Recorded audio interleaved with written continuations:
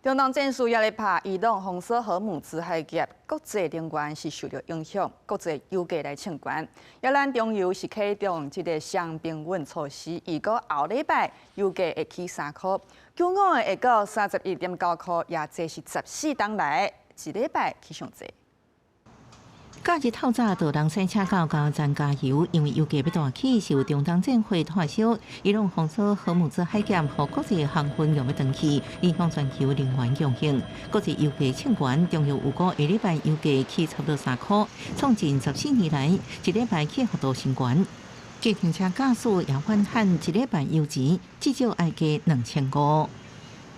它涨的话，我们平均我一天要1000块的油钱，因为我是汽油车嘛，当然要看里程啦，里程都跑得很多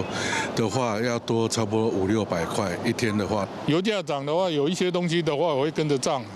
对啊，所以赶快结束吧。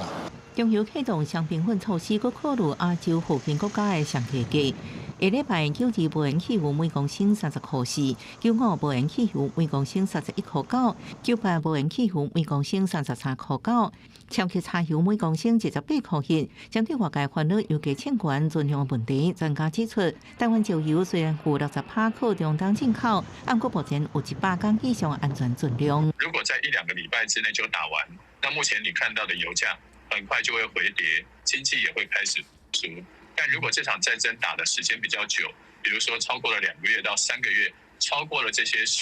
安全存量的话，它对经济的影响跟对金融市场的影响就会比较大。那现在全世界除了俄罗斯之外，再加上中东，所以呢，这一次的那个石油短缺所造成的价格上涨，